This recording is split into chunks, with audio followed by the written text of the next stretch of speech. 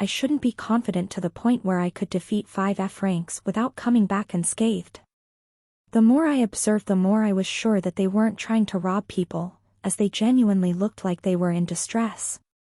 Now the real question was whether I should help them. If I did help them, then it would mean that some of my supplies would be cut short, as I would have to share some of it with them. But that aside, there's one thing that's been bugging me since the beginning. Why haven't they called for help yet? Although from a distance it looked like they were all dead, if one looked closely, they were all breathing. Moreover, some of them were even moving, albeit lightly. I was sure they would have had no problem sending a distress signal and wait for help. But why weren't they? This situation was very odd. Part of me wanted to just leave and ignore them, but my instincts were telling me that if I were to leave right now, I may come to regret it later on. Screw it. Lightly sighing, I jumped down the sand dune I was on and slid my way towards where the party was. Screw it, even if it's a trap, I'll just escape. Although I had my suspicions, it was better to be safe than sorry. More than me wanting to help them, it was more about figuring out what had happened. There was simply no way a party of 5F ranks could be reduced to this state in an F rank dungeon.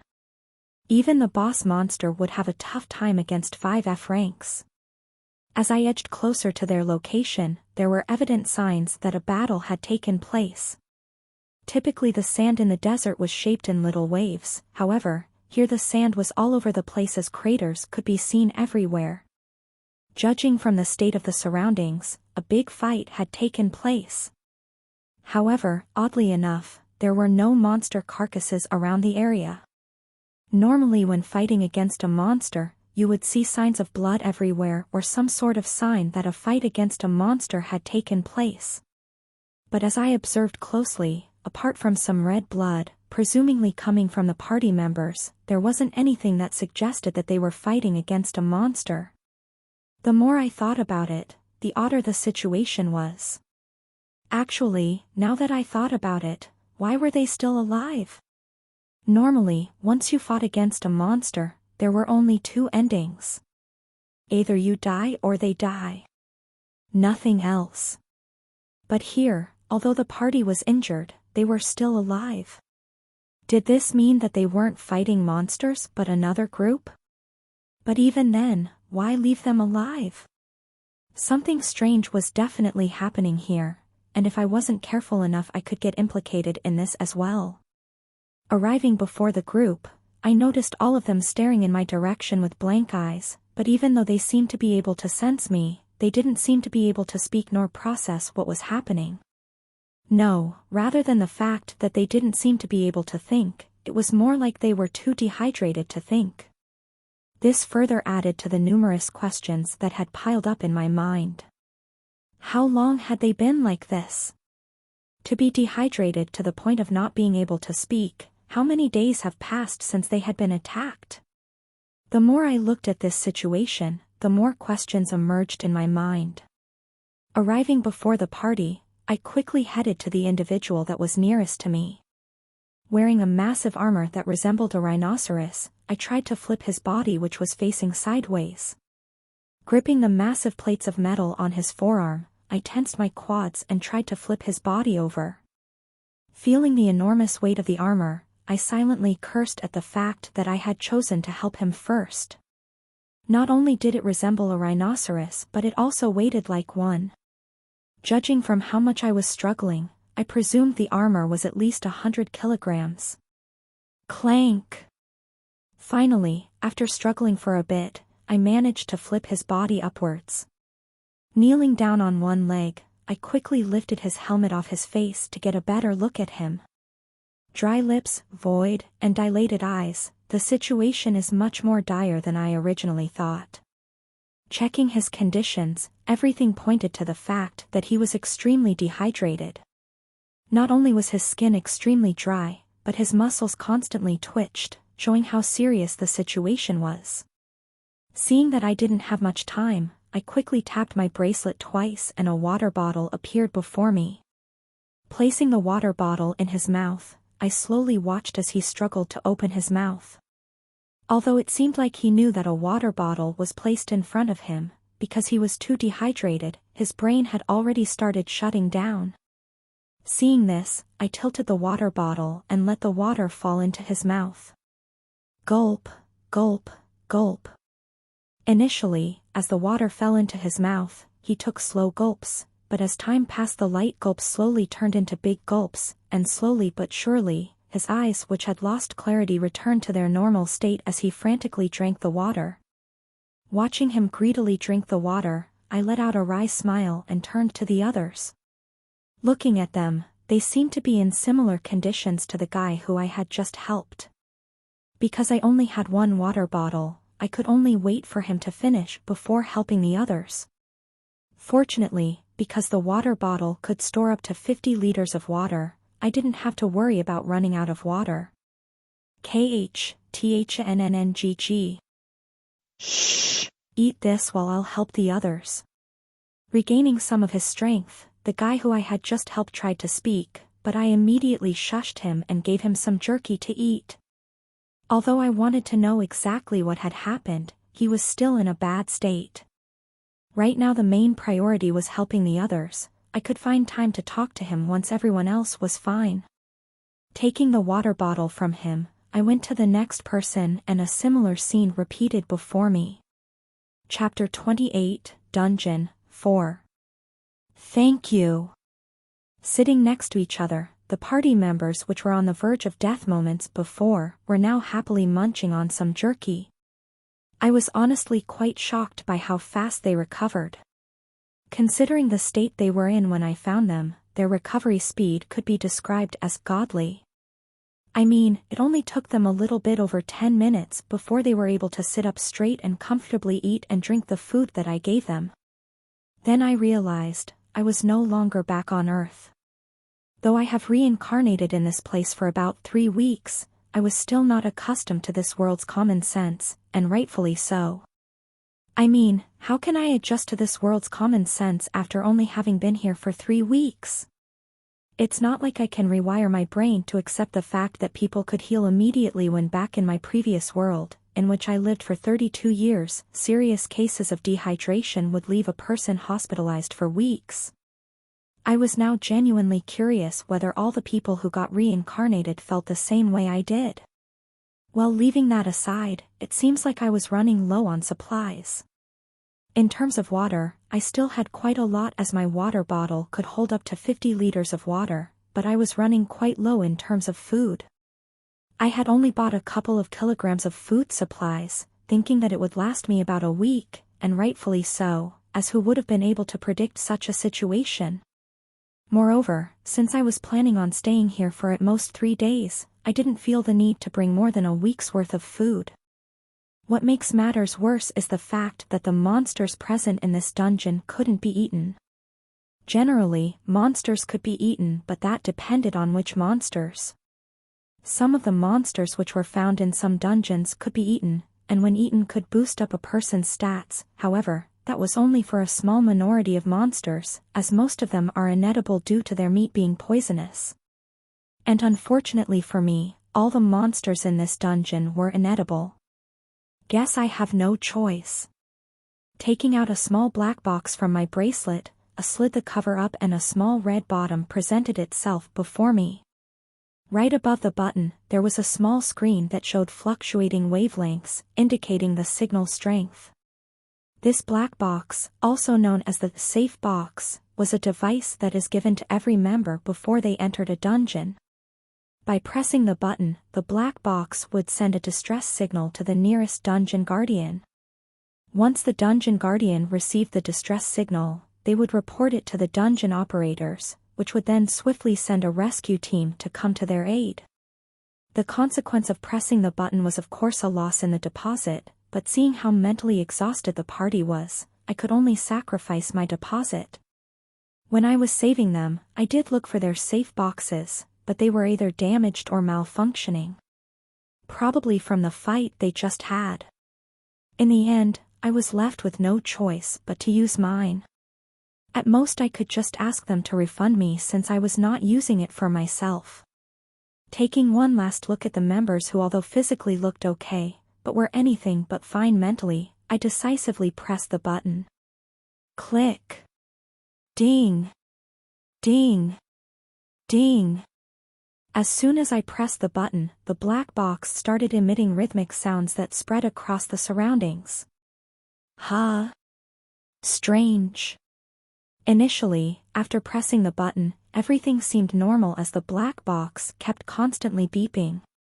But it was only after seeing the weird looks the party was giving me that I noticed something strange. Frowning, I took a look at the black box in my hand, and to my surprise the small screen that showed the wavelengths was flat. Taken aback, I tapped on the back of the black box multiple times, as I wondered whether it was malfunctioning. It's no use. Shaking his head, the first member whom I saved, the one who wore the bulky rhino-like armor, spoke up. It was also like this for us. Turning my attention towards them, I couldn't help but frown. Then why didn't you tell me beforehand? So in the end, the real reason why their safe boxes didn't work wasn't because they were damaged? Smiling bitterly, the bulky member couldn't help but scratch the back of his head as he said, "We still had a bit of hope that maybe the batch of safe boxes we received were malfunctioning and that maybe yours would work, but it seems like this is not the case." Looking at the other members, who seemed to have lost all hope, my frown deepened. I see, there's this one thing that has been bothering me for a while, but what exactly happened to you guys? Huh? As I was asking them about what had happened, which was my goal since rescuing them, I noticed them flinch in horror as soon as I posed the question. Soon after, their body went rigid, and their eyes became hollow. Startled, I stood up and looked around me. Hey! Hey!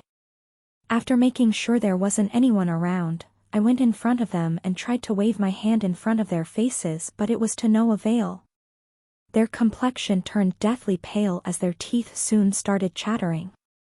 Soon, as if they were in a trance, they each simultaneously looked at the sky and started speaking nonsense. Please, no, I don't want. No, no. Ah. Death, demon. Lucy, I will be late for dinner, wait for Papa. Lord, Savior. Although they were all speaking nonsense, one word specifically caught my attention. Demon. Turning my attention towards the person that said those words, a brunette young girl with 2 pigtails and clothing that were proof of her mage status, started spasming on the ground. Soon after she started spasming, all the other party members showed a similar reaction as bubbles started coming out of their mouths. Oi, what's going on here? Startled, I immediately moved towards them and tried slapping their faces a couple of times to get a reaction from them, but it proved ineffective, as their pupils quickly disappeared alongside their pulse. Dead, dead, dead, fuck. Swearing out loud, I dropped on the sand and dazedly stared at the red horizon. It wasn't their death that shocked me the most, but it was how they died and the last words that the girl said before dying. Demon. There was only one type of curse that could cause someone to die just moments after they recovered. Mindbreaker. An especially vicious curse planted by demons. It now became apparent that this was the work of a demon, as they were the only species that were capable of implanting this type of curse inside of a human. Moreover, I believe that the only reason they were still alive was not because the demon let them go, no, it was because the demon wanted to torture them by making them suffer from dehydration and starvation. Sick fucker. Ah. Paw. Punching the sand with all my force, fine granules of sand started falling from the area I had punched, leaving behind a small crater. Glaring at my surroundings, I swore to make whoever was responsible for this pay dearly. Although it may perhaps be due to the shock of me witnessing people dying in front of me for the first time in my life, my emotions were in a state of disarray. I could hardly think clearly, as the images of the party dying kept repeating in my mind over and over again. The little details that I had missed prior to their death started replaying in my mind, such as the expressions they had before they died, and the last words they were struggling to say prior to their death. And here I was hating protagonists in novels who sympathized with deaths. Bitterly laughing, I thought back to the time that I used to leave hate comments on novels where the protagonist sympathized with the deaths of unrelated people.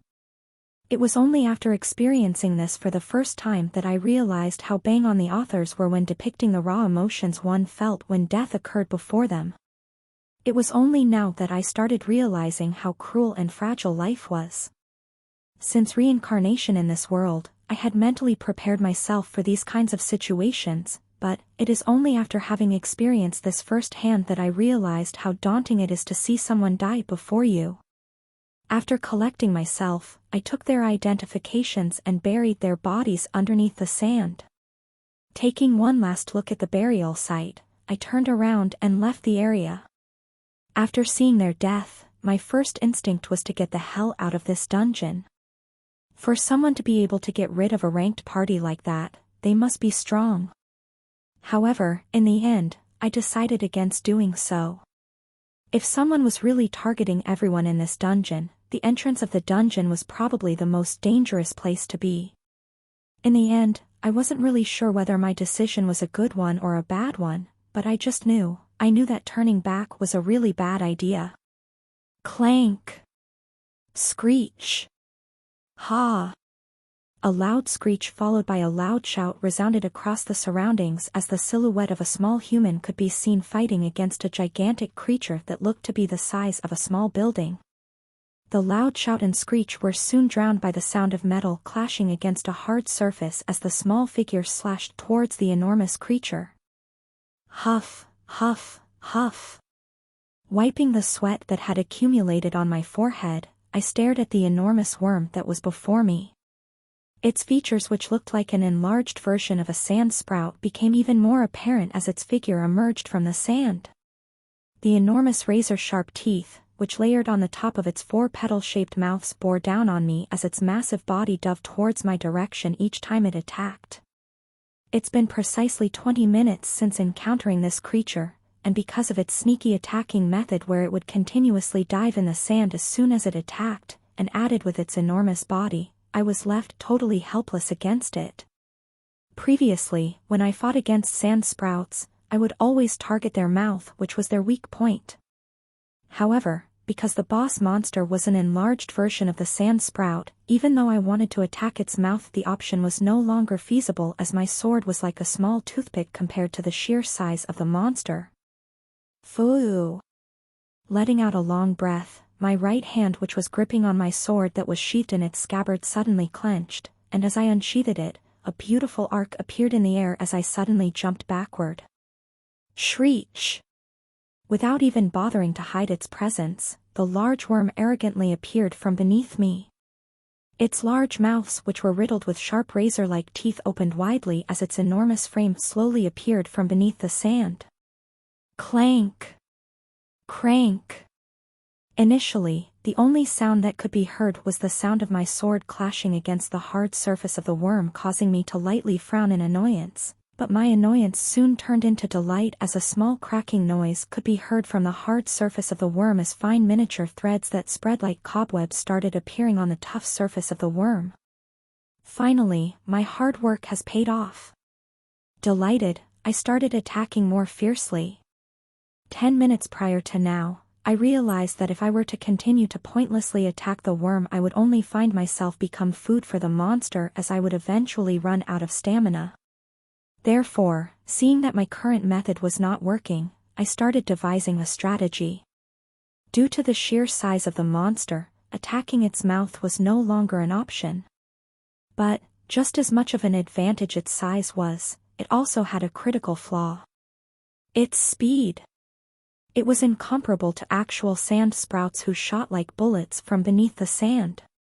Not only were they faster, but they were also much harder to detect as their small size allowed them to reduce the number of vibrations they could create when moving underneath the sand.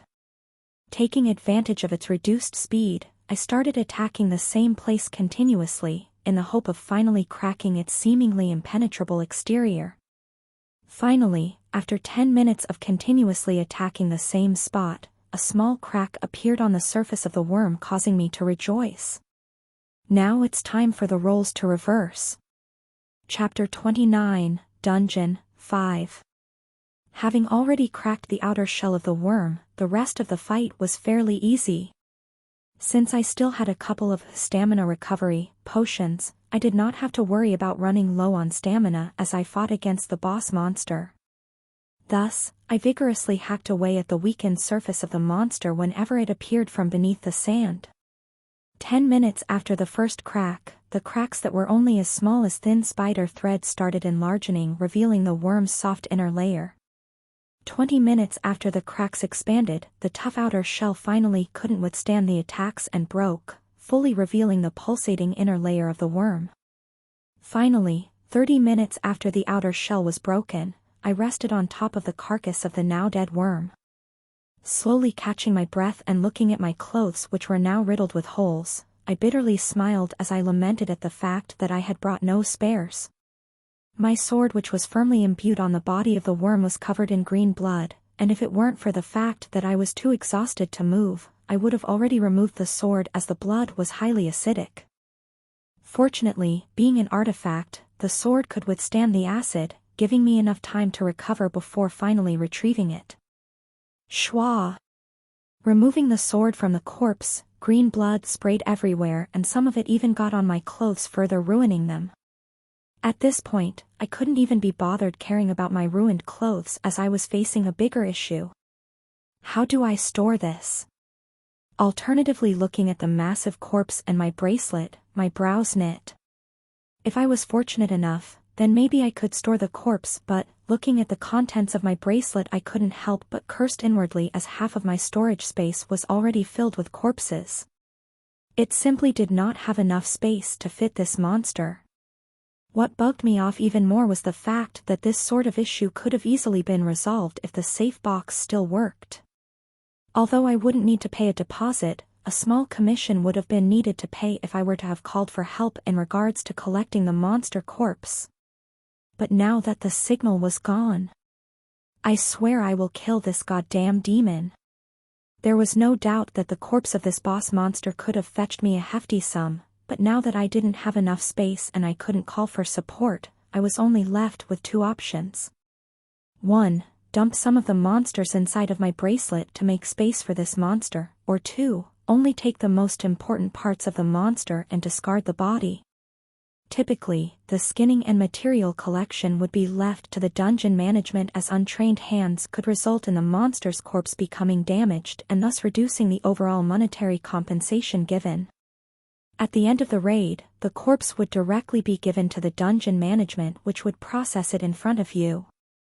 During the corpse dismantling, in the off change that a monster core was found, the dungeon management would immediately propose an offer to you. Typically, not all monsters had monster cores, as only a small percentage of monsters had them, but on the rare occasion that a monster core was found, you had basically hit the jackpot, as each monster core went for a really high price. Looking back and forth between my bracelet and the gigantic body before me, I contemplated for a bit before sighing and making my way towards the monster. Shaw! Using my sword, I directly hacked the worm's massive body, resulting in more blood splattering all over me. At this point, I doubt I'll be able to return with clothes on. As I hacked the monster's massive body, I slowly collected its teeth, organs, and other useful parts that could be traded for money. I decided to just discard the monster and collect the most important parts of the worm. Though, I do feel pity for the fact that I didn't have enough space. Since the worm's outer shell could have easily have fetched me a good sum of money due to its durability. In any case, if I were to place this monster inside of my bracelet, I would no longer have any more space in my bracelet. Though the monster was huge, it would at most be worth, in monetary terms, about the same as 10 regular monsters, which took less space, so I might as well just take the important parts. Pity that I lost some money, but hey, like they all say, you can't have it all. After 30 minutes of constant hacking, I managed to collect all the important bits. I did look for the core, but sadly the monster didn't have one. As I didn't have my hopes up, I wasn't disappointed. Who knows, maybe one of the many monsters in my bracelet had a core, though I doubted this. Satisfied with what I had, I turned around and continued my journey across the desert. During the journey, I started noticing strange things happening in my surroundings. Stopping, my feet slowly sank in the sand. Using my hand in a similar fashion to a military salute, I squinted my eyes to get a better view of what was happening ahead. Whoa, sandstorm. Before me was a massive wall-like front that was approximately 5,000 feet in height. The wall-like front expanded all the way towards where my sight couldn't see and was quickly picking up its speed. Whiz! The whistling sound of the glaring wind could be heard as the sand in my surroundings started to get swept by the massive wall-like front, entering the turbulent and suffocating cloud of sand. Looking at the massive storm cloud that was quickly approaching me, I was left with no choice but to make two decisions: run away or keep going forward. Don't really have a choice, do I? Bitterly smiling, I discarded the possibility of me running away as the sandstorm was approaching at speeds that I couldn't keep up with. Left with no other choice but to continue walking forwards, I tightly tied my makeshift hijab and headed towards the sandstorm. Soon the storm enveloped me, rendering everything in front of me impossible to see. Inside the sandstorm, the further I walked the more I could feel the wind picking up its speed as granules of fine sand started hitting my eyes, obstructing my vision. It started to get so bad that I couldn't keep my eyes open due to the constant stinging sensation in my eyes. I wished I had a pair of glasses. I thought as I kept walking forwards with my eyes closed. Honestly, I did not prepare enough. Because I was in too much of a haste, I did not properly plan out my trip inside the dungeon, resulting in me making too many newbie mistakes that shouldn't have happened. Things such as forgetting to bring a spare set of clothes or bringing extra food rations in a rare chance I was stranded, were things that every person who went to the dungeon did. I think that the fact that this was my first time entering a dungeon and the fact that I was still not accustomed to this world's common sense contributed to me making so many mistakes. There was just too much of a difference between writing a novel and actually being in one. In a novel, I could just make Kevin have everything with just a thought. Things such as a spare set of clothes and extra food were never a concern for him, as I would always make it so that he was always prepared. Moreover, whenever the protagonist would prepare to enter a dungeon, I would just simply write "packed up his stuff," which was not specific enough. That in itself was one of the reasons for my negligence, as I tended to depend on the novel too much. Things that should have been common sense like clothes and at least a month's worth of food completely flew over my head, resulting in me facing the current situation. It was fine to use the novel as a reference, but I shouldn't rely on it too much. I needed to start thinking things thoroughly before going into dangerous situations. Whiz. The further I walked into the storm, the stronger the wind became. My makeshift hijab was swept away by the strong gales, exposing my face to the sand which was traveling at extreme speeds, causing my face to become numb due to the pain. Using my hands to protect my face, I slowly but steadily walked further into the storm. My current goal was to reach the eye of the storm, as it was the safest place to be inside of the storm. The reason why the eye was so calm was that the strong surface winds that converge towards the center never reach it due to a force called the Coriolis force. Whiz. Whiz. Whiz. 2 hours into the storm, although everything looked the same, my ears picked up the extreme sound of winds ruthlessly glaring in a certain location. Hearing the ruthless sound of the wind, I knew that I was at the edge of the eye where the scariest, nastiest, gnarliest part of the storm was located. The eye wall. The area around the eye formed an unbroken wall that obstructed anything that tried to pass it. Fortunately, I was prepared for this. Foo. Arriving at the edge of the eye, I let out a long breath and calmed my mind. Slowly a white glow emanated from my body as I touched the handle of my sword. Soon the glaring sound of the wind disappeared, my mind became as calm as a lake, and everything around me turned tranquil, making me fall in some sort of a trance. The first movement of the keiki style, quick flash. Schwa. At the speed that the naked eye couldn't see, a small gap appeared on the surface of the eye.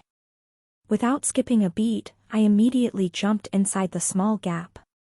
Whiz. Whiz. Whiz. Huff, huff. Lying face down on top of warm sand, I breathed heavily as I felt the area around me calm down. I was finally able to catch a breather. Though I was in the eye of the storm, the strong sound of the wind never disappeared. Dusting the sand that covered me, I took a good look at my surroundings. The first thing that I noticed was a large circular wind wall that was dyed yellow due to the sand. It expanded all the way around me, inside of a circular region that had a radius of a couple of kilometers. Looking up, I could see the cloudless blue sky that I had not seen since entering the storm. This is crazy. This was a sight I would have never been able to see back in my previous world. Ever since reincarnating in this world, I have experienced something new each day. Sitting on the sand, I let out an exhausted yawn. Apart from the glaring sound coming from the eye wall, everything around was peaceful, allowing me to finally catch my breath. Just as I was about to take a quick nap, in the distance, at the center of the eye, I noticed a large black castle-like structure. What's this? I had never heard of such a thing appearing inside of the novel. What was going on? Slowly walking towards the black infrastructure, I warily glanced at my surroundings, but it was to no avail as everything around me was quiet. Arriving in front of the large black castle, I warily placed my hand in front of its large wooden door that was at least 5 meters in height. Creak! Slowly the door opened. Instantly, a thick scent of iron invaded my nostrils. Opening the door further, and revealing what was behind it, I froze in shock. Thick black pillars that reached all the way to the ceilings appeared all over the massive hall, supporting the building. On the pillars, brightly lit torches were attached, illuminating the surroundings, revealing a scene that never in my life would I ever had wanted to see. A pool of blood covered the entire floor of the castle as limbs and corpses could be seen sprawled all over the floor. The corpses each had their eyes wide open, and their expression was that of pure terror. A shudder ran down my spine as this gruesome scene slowly imprinted itself inside of my mind. Slowly I lifted my head and then I saw it. Haughtily sitting on top of a dark throne made of skulls, a dark-skinned humanoid creature with devilish horns protruding from the top of its forehead appeared in my sight, causing my blood to turn cold. With one of its legs resting on the armchair of the throne and an arm supporting one of its cheeks, the creature had its eyes closed. It had a muscular human body with 2 bat-like wings attached to its back.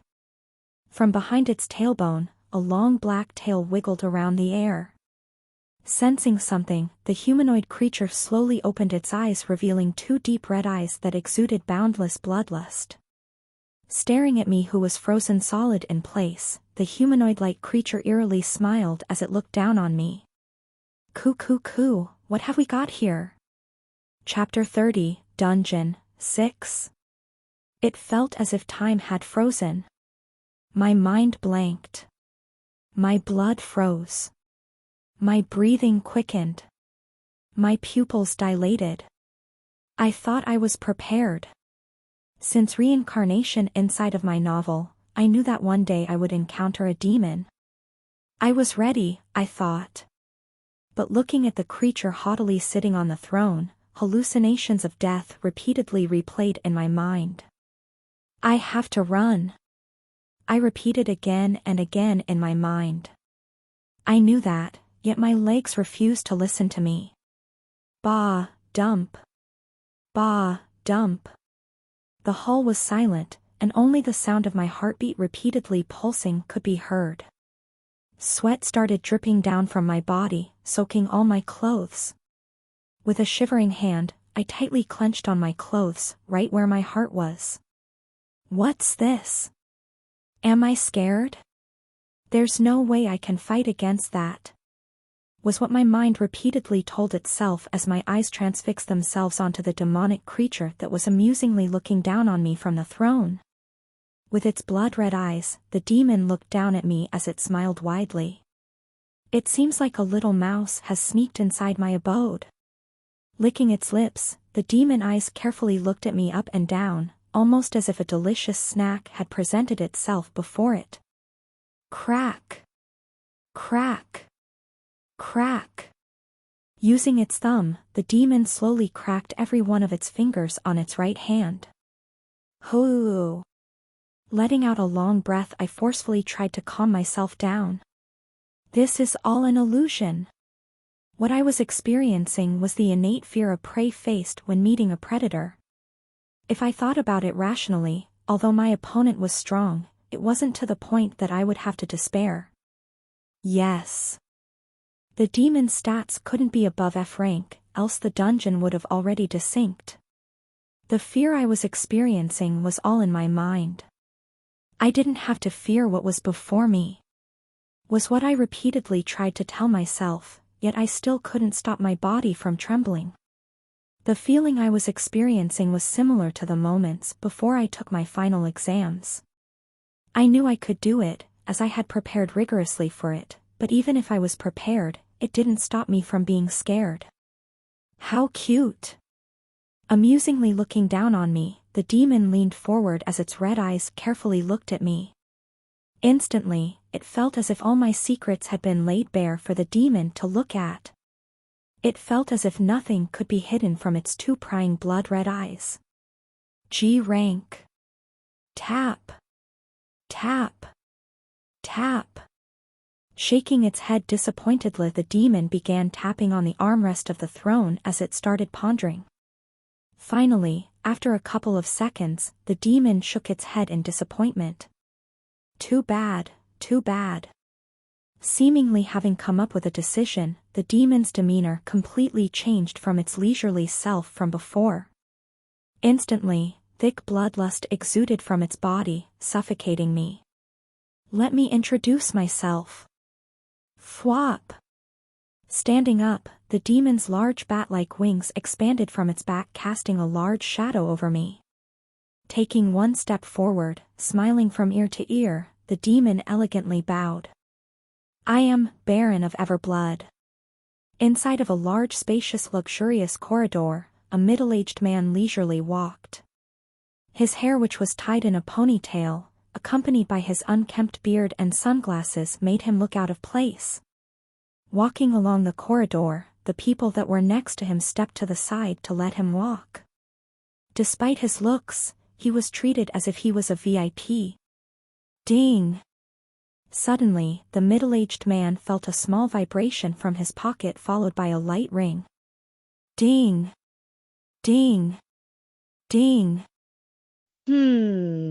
Just as he was about to ignore it, thinking that it was nothing important, his pocket started vibrating again, repeatedly.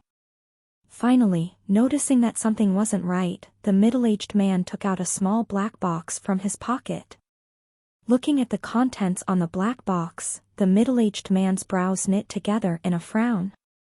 This may be more troublesome than I thought.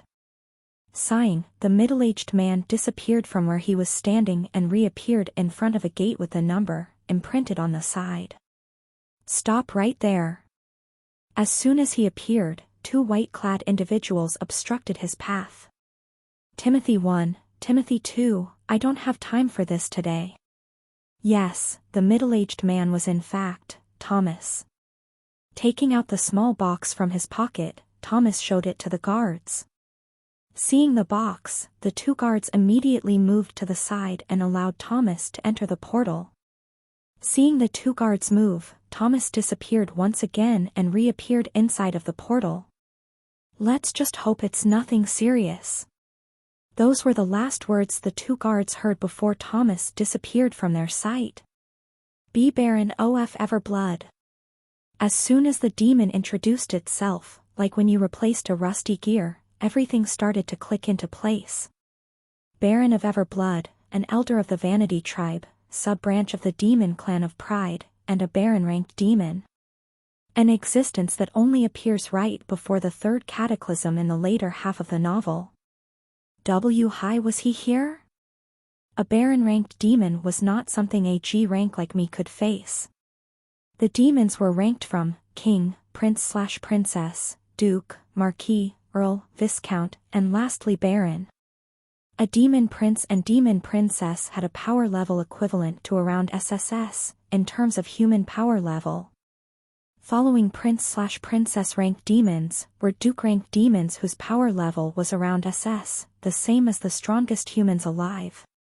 After duke rank demons were marquis rank demons at a power level of around S, followed by earl rank demons at A, viscount at B, and baron at C. Those were the approximate power levels of the demons. Currently, humanity could only fend off at most against duke rank demons. If a prince/princess rank demon showed up, humanity would stand no chance as each rank increase was a substantial increase in power. Fortunately, the dwarves, elves, and orcs were keeping the prince/princess rank demons in check. If not for them, humanity would have long gone extinct. Knowing the power levels of the demons, it came as a great shock to know that I was currently in front of a baron-ranked demon. Keep in mind that a baron-ranked demon was 4 ranks higher than me. No wonder I felt so much pressure. I thought as everything started to make sense. But wait. If it's a baron-ranked demon, why didn't the dungeon desync? Frowning, a sudden thought occurred to me, causing my pupils to dilate as I silently muttered. Dungeon overload. Stopping, the demon looked at me in surprise. How did you know that? Looking up, I could see the demon looking at me in both shock and surprise. As expected. The demon was actually trying to cause a dungeon overload. A dungeon overload was similar to a dungeon desync in that it involved a dungeon becoming oversaturated with energy. However, contrary to when dungeons desync, where the dungeon just loses connection to the demon world. In a dungeon overload, all the monsters inside of the dungeon get transported into the human world. Imagine tens of thousands of monsters suddenly appearing out of nowhere. The consequences alone would be disastrous. Fortunately, this was not a problem for now. There was a reason why humanity had still not gone extinct. It was simply because the time wasn't ripe yet. Because of how unstable Earth was, the Demon King was still unable to ascend into the world. Further added with the fact that the Demon King was currently being held back by various forces, the looming threat coming from the Demon King was still small. The Demon King, one of the ultimate overlords of the universe, grew stronger the more planets it ate. Through its numerous exploits in which it conquered and ate planets, the Demon King grew into being one of the strongest creatures in the whole universe. It had gotten to the point that almost every race in the universe was forced to join hands in order to stop the Demon King. At the moment, the Demon King was only one planet away from becoming the strongest being in the universe. Once it consumed one more planet, no being would be able to stop the Demon King. The world would be at the Demon King's mercy. Knowing this, many forces have joined together in a last-ditch attempt to stop him from conquering its next target. Planet Earth. Apart from the Demon King's ascension, there was another factor that prevented the demons from fully engaging against humanity. That was, apart from demons, the demon army was still unable to adapt to the human atmosphere. Because of the low mana density in the atmosphere, due to Earth only have been exposed to mana recently, monsters couldn't survive on Earth. This was why dungeon overloads weren't considered a threat. However, before the third cataclysm, when the Earth's mana density reached a certain point, the event that marked the beginning of the third cataclysm happened. Suddenly, as the people on Earth were going about their own day, dungeon overloads started occurring in almost every dungeon around the globe. But differently from normal dungeon overloads where the monsters inside of it would die immediately upon entering the human world, the monsters that came out from the dungeons were able to adapt to Earth's atmosphere and survive. Soon the Earth was overturned into an apocalyptic world where law and order ceased to exist and only your own survival was what mattered. Who you thought were your friends suddenly backstabbed you just to ensure their own survival. That was the beginning of the third cataclysm. Flop! Flapping its enormous bat-like wings, the demon instantly appeared before me. Because I was lost in thought, by the time I noticed the demon moving it was already too late.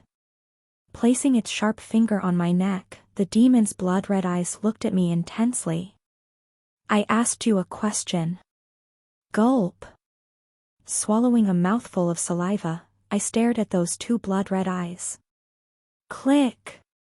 Soon a white glow emanated from my body, followed by a clicking sound. Thud. Suddenly a black finger flew in the air before landing on the cold pavement of the castle. As soon as the finger flew in the air, I immediately retreated a couple of steps as the demon took a couple of seconds to realize what had happened. What? Bewildered, the demon looked at its hand that was missing a finger. Soon after, the finger that was on the floor disintegrated into nothing and a new one appeared on the demon. As expected. This wasn't the demon's real body. Had this been a real Baron-ranked demon, I would have already been dead by now. The fact that I could cut off its finger, albeit because I caught the demon off guard, was a clear sign that this was not its main body. Had it been its real body, instead of a finger landing on the cold hard floor, it would have been my head. You actually dared to hurt this Baron? Absent-mindedly looking at his now replaced finger, the demon directed an immense pressure on me.